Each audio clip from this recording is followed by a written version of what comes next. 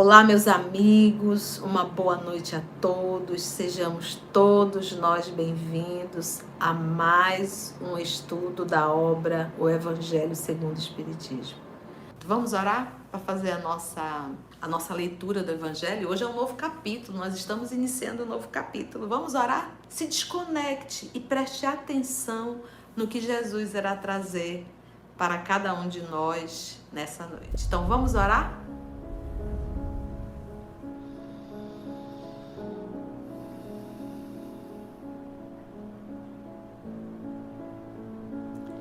Vamos então, meus amigos, unir os nossos pensamentos,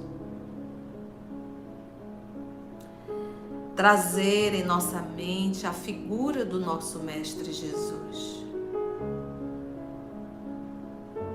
porque é Ele que nos une aqui. É Jesus que organizou esse canal, esses estudos, para acolher a cada um de nós. Nosso sentimento, amor querido, é sempre de muita gratidão.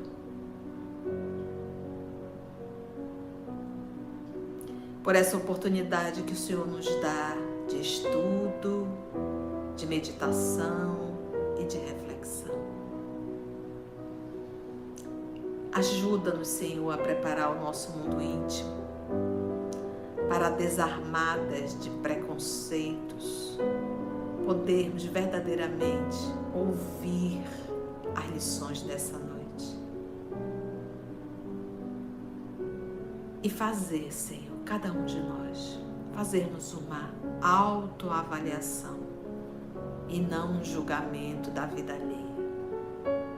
Mas que possamos pegar todas essas lições, internalizar e meditar para saber se está de comum acordo, se nós estamos vivendo ou nos esforçando para viver. Porque a vida é bem breve e nós não sabemos nem o dia e nem a hora que o nosso Pai irá nos chamar. Então que possamos, Senhor, aproveitar enquanto aqui estamos para nos tornarmos pessoas melhores, porque foi exatamente para isso que nós nascemos.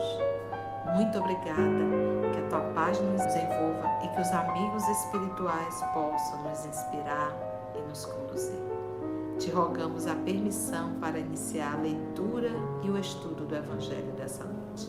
Graça te damos, amor querido, que assim seja.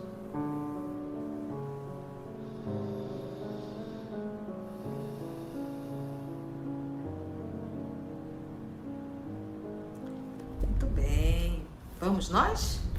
Então, gente, o Evangelho segundo o Espiritismo, eu estou com a tradução de Evandro Noleto. Eu gosto dessa tradução da Federação Espírita Brasileira, tá? Então, esse capítulo, que é o capítulo 9, nós vamos estudar bem-aventurados que são mansos e pacíficos. Hoje nós vamos estudar injúrias e violência. Tem a citação da anotação do Evangelho de Mateus, capítulo 5, versículo 4, versículo 9, e o Kardec também pegou o próprio capítulo 5, o versículo 21 e 22. Então, do capítulo 5 do Evangelho de Mateus, ele pegou o versículo 4, versículo 9, o versículo 21 e 22. E aí, logo depois, nós teremos um comentário. E esse comentário não está assinado. Então, pode ser pelo Kardec, como pode ser também por alguns espíritos. Porque, como diz Kardec, nem todos os comentários foram assinados, tá bom?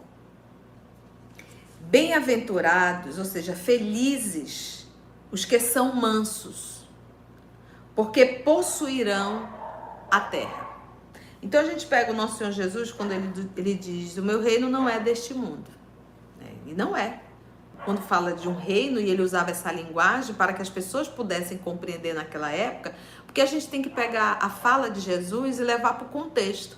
Então, quando você falava em um reino, se pensava em um ser comandando um espaço esse protegido por esse rei, e que todos os súditos obedeciam. E por um acaso, os súditos obedecem a Jesus? Óbvio que não. Então, logo, o reino dele não é aqui. Se não há uma obediência, não há o reino dele aqui. Então, ele disse, o meu reino ainda não é deste mundo. Mas quando ele fala a bem-aventurança, ele diz que os mansos herdarão a terra. Então, herdarão a terra. Então, ou seja, é aqueles que irão, nós não somos donos, nós herdamos. E quem vai herdar? Os mansos. Espíritos perversos não estão mais reencarnando, não vão mais voltar para a terra, gente. Isso está acabando. Então, a gente começa a ter um processo já de mudança. Tia, quando que isso começou? A transição planetária, ela começou com a chegada do Espiritismo. Então, ou seja, nós estamos nessa transição desde o final do século XIX. Ali em 1857, com a publicação de O Livro dos Espíritos. E a gente viu o salto que a ciência deu, gente. Então, isso tudo é uma transição. A ciência deu um salto muito grande, a tecnologia deu um salto muito grande. Hoje nós estamos interligados com o mundo inteiro. Olha aqui, nós temos pessoa do Japão, temos pessoa da Alemanha, temos alguém que está em Nova York, temos alguém que está em Orlando. Então nós temos pessoas aqui de vários lugares do mundo, nesse momento. Então ou que vão assistir depois. Então hoje não existe mais alguma coisa isolada, um país isolado. Hoje nós estamos muito interligados por uma tecnologia. E você acha que isso foi um mero acaso? Então a gente vai percebendo que houve realmente uma mudança muito grande. Então tudo isso é um processo de transição. Então hoje essa globalização, hoje essa comunicação rápida, constante, isso tudo faz parte do processo. Então se nós não fizermos um movimento de mudança, nós também seremos exilados. Então, bem-aventurados que ser mansos, porque possuirão a terra. Entendemos? Entendemos. É o que Jesus falava, a separação do joio e do trigo, dos bodes e das ovelhas. Ovelhas são mais mansas, né?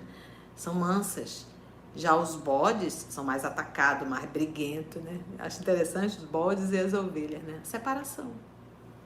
No item 2, Kardec colocou bem-aventurados pacíficos, novamente, porque serão chamados filhos de Deus. Por que o termo filho? Por que Jesus usa o termo filho? Porque o filho, ele herda. O filho, ele obedece. O filho parece. Feliz os pacíficos, porque eles serão chamados filhos de Deus. Por quê? Porque eles refletem Deus. Eles mostram que tem o DNA divino. Quando nós temos atitudes coléricas, agressivas, perversas, naquele momento nós não temos absolutamente nada que possa olhar e dizer é um filho de Deus. Porque a gente está naquele momento num processo de loucura total. Agressividade, violência. Entende, gente? Então era a linguagem que Jesus usava para que as pessoas pudessem entender. Então ele diz, bem-aventurado, ou seja, feliz os que são mansos, porque possuirão a terra. Feliz, né? Bem-aventurados pacíficos, porque serão chamados filhos de Deus. E eu sempre, quando eu leio o Sermão do Monte, eu me lembro do Mahatma Gandhi, porque ele dizia que se perdesse todo o evangelho, bastaria o Sermão do Monte. Para ele, bastaria o Sermão do Monte. E olha que ele era hindu. Quando alguém nos fala algo que nos machuca, que a gente tem vontade de responder, de agredir, a melhor opção é o silêncio. A melhor opção é não revidar. Mas está falando mal de mim. O tempo vai esclarecer. O que importa? É a opinião pessoal de um ser humano adoecido ou a opinião divina em relação a nosso respeito? Então, será que é tão importante assim a opinião de um ser humano adoecido? Ou será que eu tenho que verdadeiramente me ocupar com a opinião divina? Então, silêncio. Não responda, não questione, não se defenda. Deixa. O tempo vai esclarecendo tudo. Cuide da sua vida. Se fortaleça, estude evangelho, se esforce para viver no dia a dia. É isso que a gente tem que fazer. Se o outro está atacadinho, isso vai passar. Deixa quieto. 2 atacados fica pior. Entende? Manso e pacífico. Eu até brinco, né, que eu digo, a melhor coisa que tem é cantar a música do Francisco de Assis. Senhor, fazer-me instrumento. Então, vá cantando e preencha a cabeça, porque às vezes nós silenciamos a boca, mas não silenciamos o pensamento. Então a gente não agride com palavras, mas a gente agride com pensamentos. Gente, não faz muita diferença não. Porque o fato de você não exteriorizar, mas de você estar agredindo mentalmente, isso também baixa a tua sintonia. E isso também fala quem tu és. Isso também está te tornando uma pessoa perversa. Então eu preciso ser sincero comigo. Eu quero a minha renovação. Eu quero me tornar um ser humano melhor. Eu não quero mais agir como um animal irracional. Então, quando a gente estuda a obra Boa Nova, o que Humberto de Campos tantas vezes nos fala? O olhar acolhedor de Jesus. O olhar amoroso de Jesus. O olhar complacente de Jesus. O olhar paternal de Jesus. Então, eu não vou revidar verbalmente e eu não vou revidar em meus pensamentos. Por quê? Porque eu quero me tornar um humano melhor. Foi para isso que nós nascemos. Para nos aperfeiçoar, para nos tornarmos pessoas melhores. Bem-aventurados pacíficos, porque serão chamados filhos de Deus. Então, agora a gente sabe por que herda a terra e por que é chamado filho de Deus.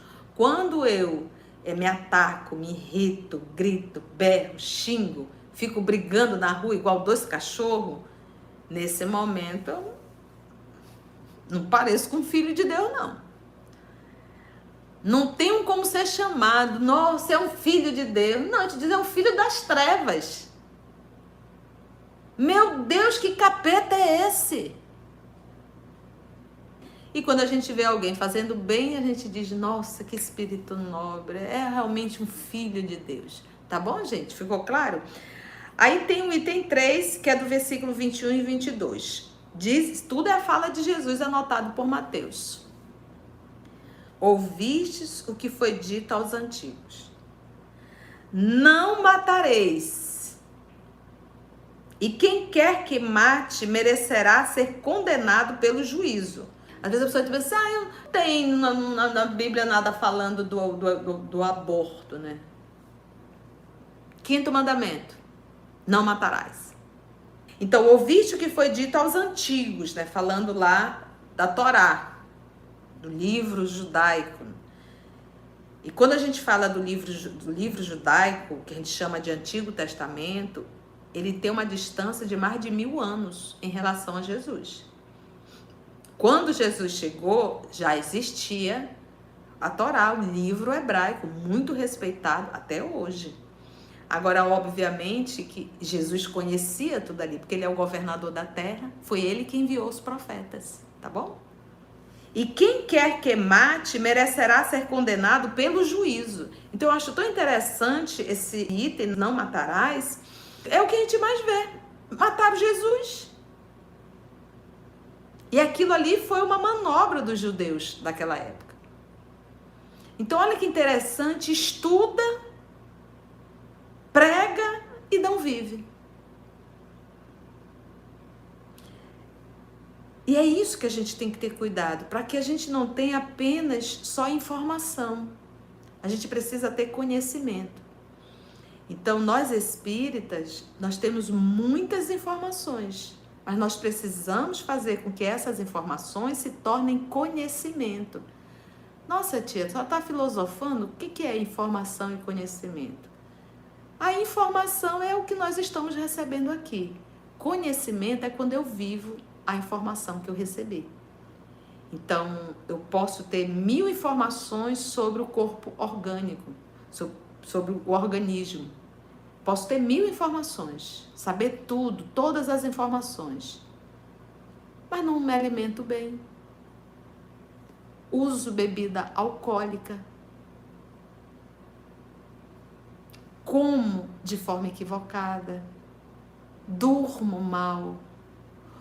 Uso cigarro. Então, eu tenho 1000 informações, mas eu não tenho conhecimento, porque senão minha atitude seria outra. Então, a informação é um sino fazendo barulho. Só isso.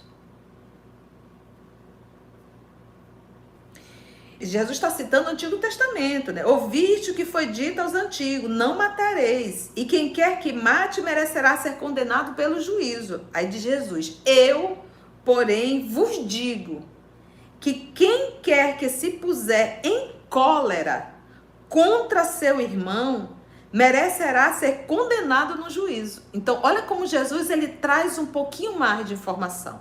Então, o livro Levítico, que é o Pentateuco lá, mosaico, né, de Moisés, ele fala em não matar, mas era necessário para aquela época.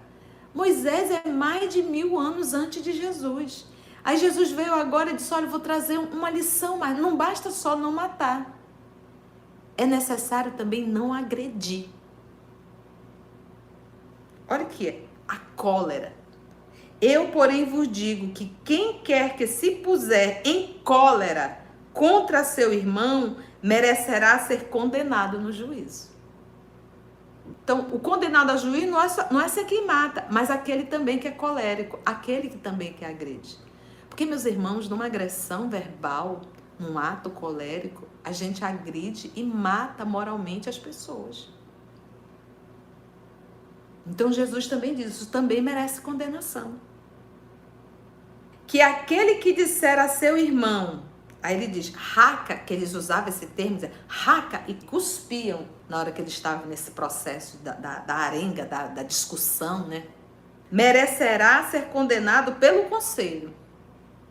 E aquele que lhe disser, és louco, merecerá ser condenado ao fogo do inferno. Aí diz, nossa tia, mas Jesus falou fogo do inferno? Tá, vamos lá. Se nós pegarmos a palavra inferno, que é uma palavra latim, ou seja, alguém traduziu, porque Jesus não falou em latim, Jesus falou em aramaico, então alguém traduziu para o latim. Inferno é uma palavra latim, então da boca de Jesus não saiu a palavra inferno, porque o idioma que Jesus falava era o aramaico. O hebraico era uma língua, um idioma litúrgico. O hebraico era só dentro das sinagogas. E não era todo mundo que sabia, não. Normalmente só os doutores da lei. Por isso que quando Paulo vai fazer um discurso em hebraico, parou todo mundo. Meu Deus, ele sabe hebraico. Então, o idioma ali era o aramaico. Então, Jesus não saiu da boca de Jesus a palavra inferno. Tá? Mas se nós pegarmos a palavra inferno em latim, o significado é o quê? O que está abaixo ou um mundo inferior. Esse é o significado da palavra em latim. Não tem fogo, não tem capeta, não tem nada disso. A palavra inferno quer dizer o que está abaixo ou o mundo inferior, abaixo. Quando nós pegamos esse inferno que foi criado ali na Idade Média, a gente aprendeu isso aonde? Com a obra de Dante Alighieri, a Divina Comédia. Que lá ele coloca aquele inferno, fogo, trevas, né? E todo aquele processo. E isso foi criado na Idade Média. Agora, quando ele fala em fogo, a gente pode falar também desse fogo que queima constantemente sem nos destruir, porque ele não para, que é a própria consciência. Esse queima e dói, arde. A gente não consegue descansar quando nós estamos com uma consciência de culpa. Aí alguém deve estar assim, tia, eu sofro porque eu carrego muita culpa. A primeira coisa que a gente tem que entender é... a gente não tem como voltar lá atrás e refazer. Não dá. Já foi. Passou. Ficar lamentando é patológico. Isso se torna um processo de auto-obsessão. E quando nós estamos nos lamentando e nos chicoteando, nós estamos perdendo tempo, que é valioso. Reclamar, se maldizer, se auto-chicotear é perder tempo e destruir a oportunidade que Deus está nos dando.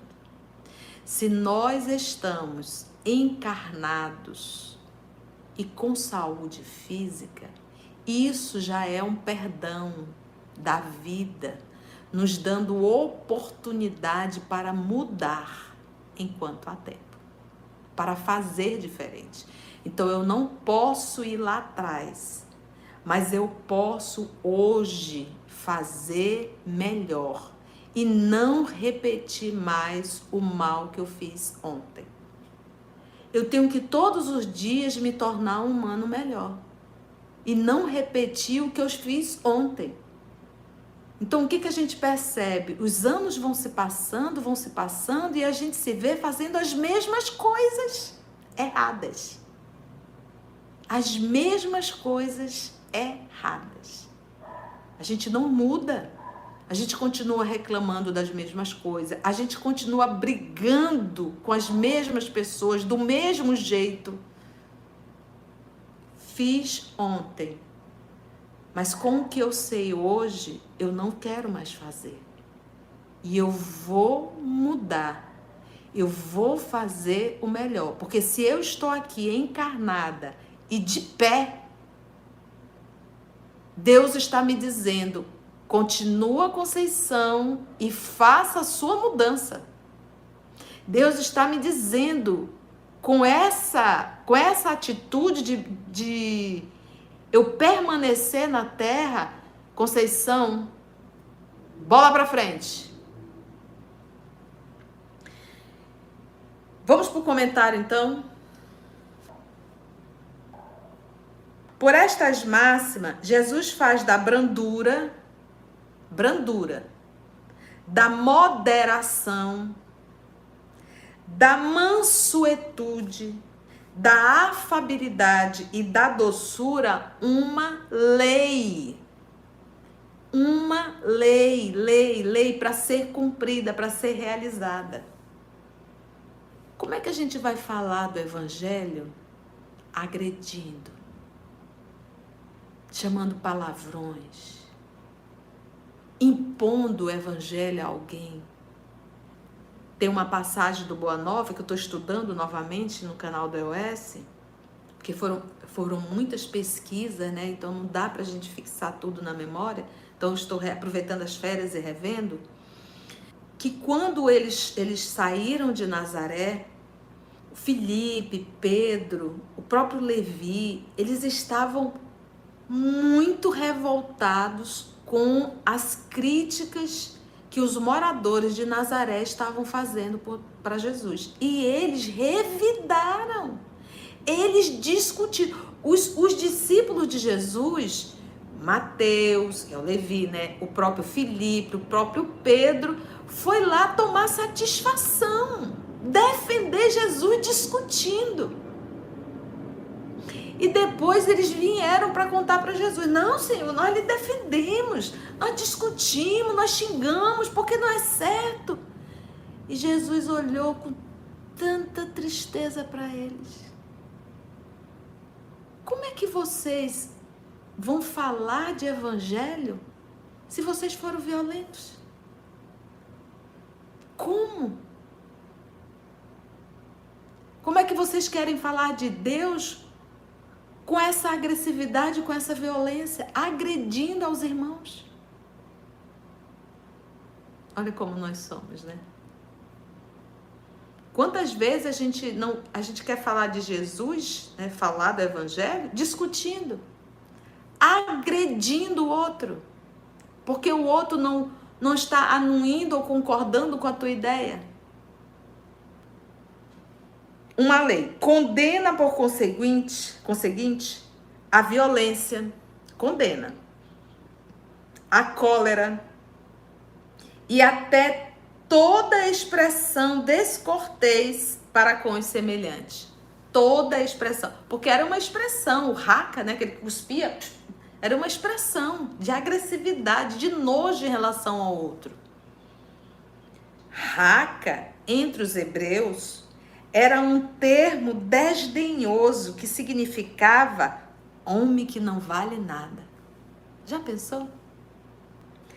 E se pronunciava cuspindo e virando a cabeça para o lado. Vai mesmo mais longe, pois ameaça com fogo do inferno aquele que disser a seu irmão, és louco. Você vê Jesus nos advertindo de forma muito incisiva em relação a ser um ser agressivo, a ser uma pessoa que agride o outro. Quando a gente agride, a gente não está bem.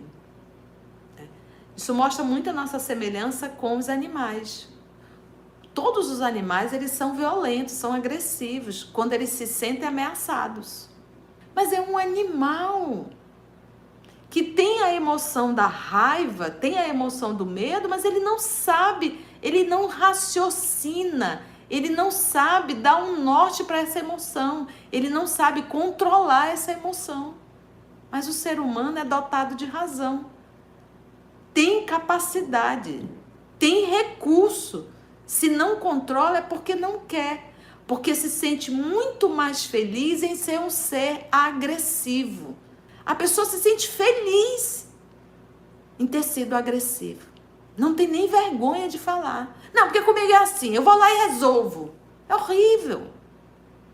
Mas a pessoa acha isso o máximo. É evidente que aqui, como em todas as circunstâncias, a intenção agrava ou atenua a falta. Então a intenção é tudo. Porque às vezes você está acarinhando o cabelo da pessoa, chamando de amor, mas você está organizando algo muito perverso para essa pessoa. E às vezes você diz uma palavra, né? Sabe, falou assim, falei, nem, e depois você até se arrepende. Então, como ele diz aqui, é evidente que aqui, como em todas as circunstâncias, a intenção, ela pode agravar ou atenuar a falta cometida. Mas ainda assim, não deixa de ser um ato que não deveria ter sido praticado, né? Agrava ou atenua a falta, mas em que pode uma simples palavra revestir-se de tamanha gravidade para merecer tão severa reprovação, né? Pergunta aqui, ou Kardec ou Espírito, eu não sei quem. Mas, poxa, só uma palavrinha, hackap, né? Ou alguma coisinha, tanta que eu só falei. É que toda palavra ofensiva exprime um sentimento contrário à lei de amor. Ninguém vai falar uma palavra carregada de ofensa com coração cheio de amor. Não tem, gente. Impossível. Você não vai chamar um palavrão envolvido, imbuído de um sentimento de amor. É que a palavra ofensiva exprime um sentimento contrário à lei de amor, que é a lei de Deus, e de caridade, que deve presidir as relações entre os homens e manter entre eles a concórdia e a união. Então, isso daqui ele está dizendo assim, olha, não briga com teu irmão, não briga com teu coleguinha, não chama palavrão pro teu coleguinha, não puxa o cabelo do teu coleguinha, Não queira tirar as coisas do seu coleguinha. Fique sentado, quieto. Cuida bem do teu colega. Gente, a gente ainda está numa classe de alfabetização do amor. A gente tem maior dificuldade de viver, de conviver, né? E às vezes esse conviver é com alguém realmente, às vezes um pai, uma mãe, um irmão, uma irmã, um filho. E a gente fica, meu Deus do céu. Então, se nós não temos capacidade de viver em harmonia com os consanguíneos que estão dentro de casa, aqueles que convivem, a nossa vida é um inferno. Então, se o nosso lar não é um templo divino, aonde que a gente consegue se refazer? O lar deve ser um ambiente que eu faço assim, que bom, cheguei em casa. Né? Mas quantas vezes a gente não faz do lar um ambiente que é um ambiente de guerra? Então, gente, nós temos muita dificuldade para conviver. Por quê? Porque nós queremos que as coisas aconteçam do nosso jeito. A gente quer que a vida, que as pessoas façam do jeito que a gente quer. A gente quer que as pessoas possam, vivam do jeito que eu quero. Então, a gente quer ditar regra para todo mundo. E o outro também é assim. Vamos nós para a escolinha de alfabetização, sentadinho na cadeira, com aquela mochilinha pequenininha de criança mesmo, que ainda não aprendeu a conviver na sala de aula com os coleguinhas.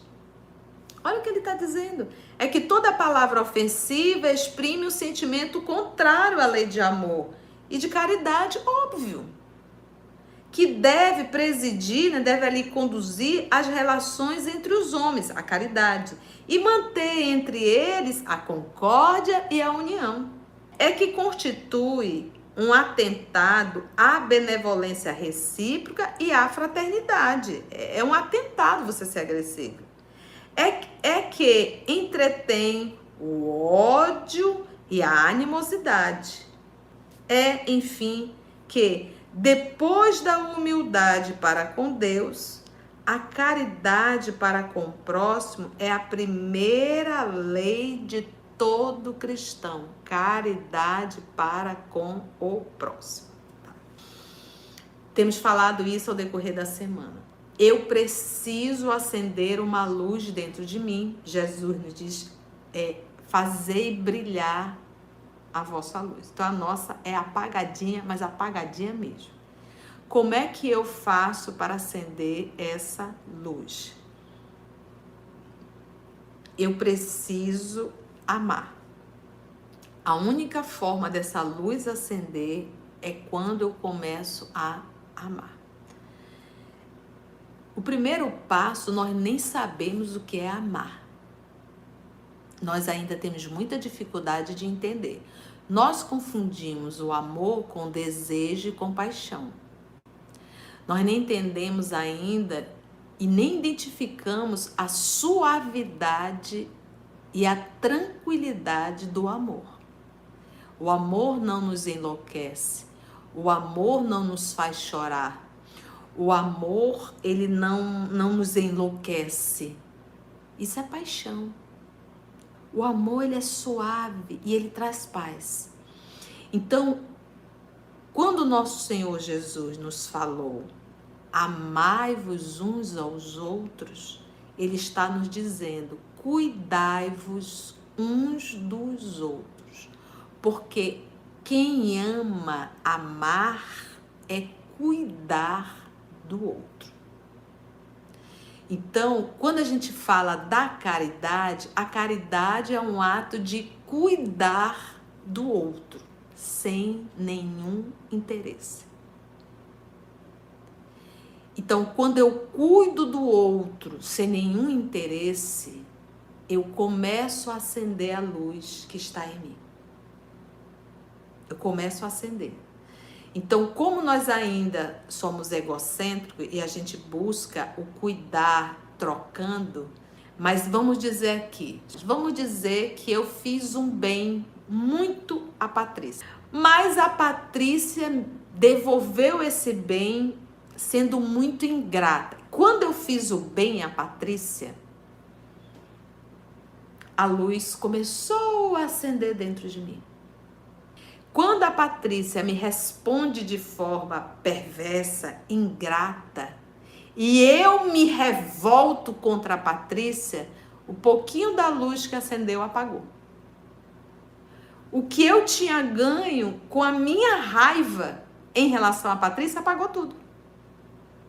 Então, meus irmãos, olha como nós estamos nesse movimento de acende e apaga, acende e apaga, acende e apaga. Por quê? Porque a gente não escutou a fala do nosso Senhor Jesus quando nos disse que o que eu dou com uma mão, a outra não deve esperar receber. Que a mão direita eu não vejo o que a esquerda está dando, ou que a esquerda, tanto faz. Mas que uma mão não cobre o da outra. Ah, eu dei, então... Não. Se eu estou nesse movimento, se eu cuido do outro, esperando um retorno, a minha luz vai estar sempre, sempre na mão do outro. Se o outro quiser que a minha luz permaneça acesa, ele tem que ser amoroso comigo. Mas se a minha luz apagar, se a minha luz apagar, ele foi não. Então, meus irmãos, quando a gente faz o bem, que a gente acende a nossa luz, persevere com essa luz acesa. Não deixa ninguém apagar. Não permita isso. Faça pela alegria. Então, ou seja, o outro, ele é um instrumento do meu progresso. Amar não é abrir a boca, eu te amo. Amar não é uma expressão. Amar é atitude. É movimento, é vida. Palavra é vocabulário humano. Como o Bob, o Marley e o Simba, meus dois cachorros. Uau, uau, uau, uau, uau, uau. Eles também têm a sua forma de comunicação. Então, amar não é uma palavra, não é uma frase. Não é a união de letras. Amar é cuidar. Se eu levo uma sopinha pro Abner, nesse momento eu estou amando o Abner. Se eu faço uma ligação para alguém e pergunto como você está, sem nenhum interesse por detrás, nesse momento eu estou amando essa pessoa. Eu estou cuidando, eu estou preocupada. Entende isso? Então, meus irmãos, eu só vou acender essa luz, eu só vou aprender a amar amando. Por isso, o poema da carta de Paulo aos Coríntios: se não houver amor, nada serei. Serei um sino que faz só barulho. Por quê? Porque eu não acendi a luz. E a única forma de acender essa luz, por isso Kardec diz, fora da caridade não há salvação. A gente estuda para a gente adquirir informação, mas o conhecimento é na vivência, porque é vivendo. Tudo que a gente aprende aqui, gente, é para cuidar do outro. E cuidando do outro, eu estou cuidando de mim mesmo, porque eu estou acendendo a minha luz. Por que a humanidade hoje está vazia, seca, desnutrida de amor? Para pensar, você cuidou de alguém hoje? Alguém deve dizer bem assim, se você tem um doente dentro de casa ou alguém que depende de você, olha que instrumento espetacular você tem para fazer o bem e para acender a tua luz. Deus colocou dentro da tua casa um instrumento para você fazer o bem e acender a tua luz. Agora, se reclama, a luz apaga, continua escuro. Se faz com alegria, agradecendo a Deus a oportunidade de acender a tua luz, e o outro é um instrumento.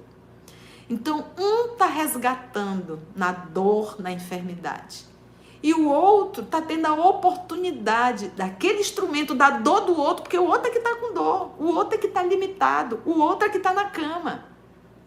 A gente está de pé cuidando. A gente está vendo o sofrimento do outro, e se a gente souber aproveitar, a gente pode aproveitar esse momento para acender a nossa luz. Mas se reclamou, já era.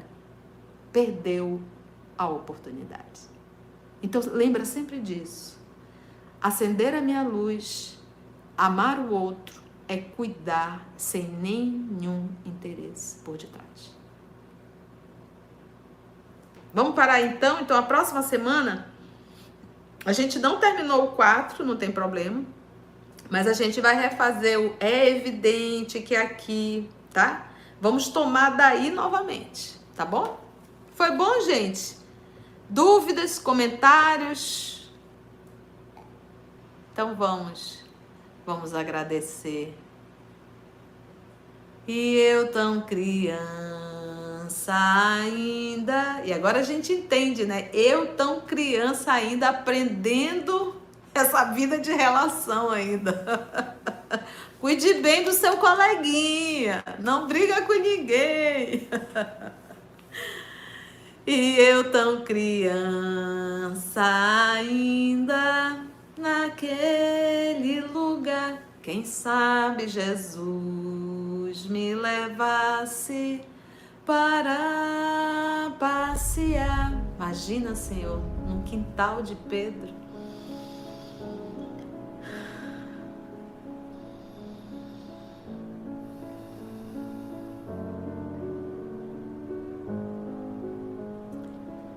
Mas é assim que nos sentimos, Senhor. E eu sei, Mestre, nós sabemos que o Senhor está aqui. Porque somos muitos reunidos em Teu nome. Se aqui estamos, Senhor, é porque queremos aprender o Teu Evangelho. Nós queremos mudar, nós estamos cansados, estamos sofrendo. E o Evangelho é esse consolo, o Evangelho é essa luz, esse norte. Porque precisamos, Senhor. Logo Tu estás aqui, falando com cada um de nós, porque cada palavra, Senhor, do Teu Evangelho é o Senhor falando com cada um de nós. Nós lhe agradecemos infinitamente, Senhor, por essa oportunidade de, com a Tua permissão, estarmos aqui.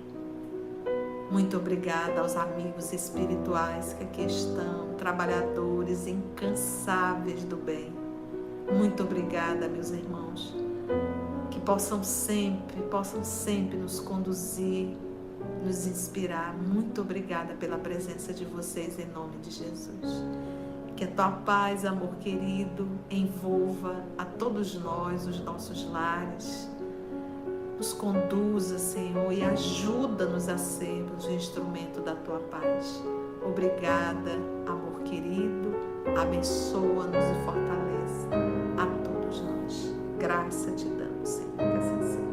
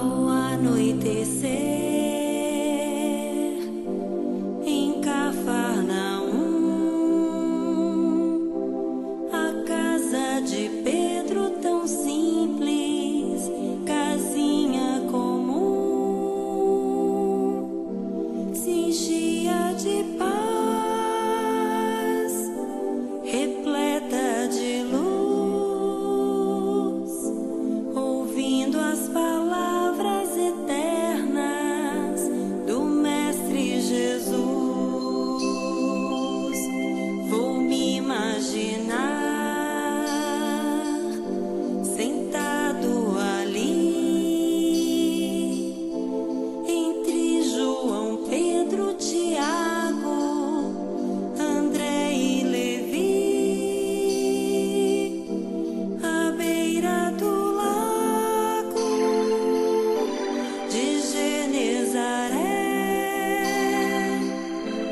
lançando na alma para sempre sementes de fé. E eu tão criança ainda naquele lugar, quem sabe Jesus me levasse para passear no quintal da casa de Pedro, à luz do luar, sentindo a brisa da noite, o perfume do mar. Dissesse pra mim: já é hora de você voltar. A gente se encontra de novo no seu evangelho no lar. A gente se encontra de novo no seu evangelho no lar. E eu tão criança ainda naquele lugar, quem sabe Jesus me levasse para passear no quintal da casa de Pedro, à luz do luar, sentindo a brisa da noite, o perfume do mar. Dissesse pra mim: já é hora de você voltar. A gente se encontra de novo no seu evangelho no lar. A gente se encontra de novo no seu evangelho no lar. EOS Manaus. Estudando para servir ao Cristo. Visite nosso site em www.eosmanaus.org. No YouTube, procure o canal EOS Manaus. Participe do nosso grupo no Facebook. No Instagram somos @EOS Manaus. Escute e estude na Rádio Manaus de Estudos Espíritas. Estamos, também, em diversas plataformas de áudio. Procure EOS Manaus, no seu aplicativo preferido. EOS Manaus. Estudando para servir ao Cristo.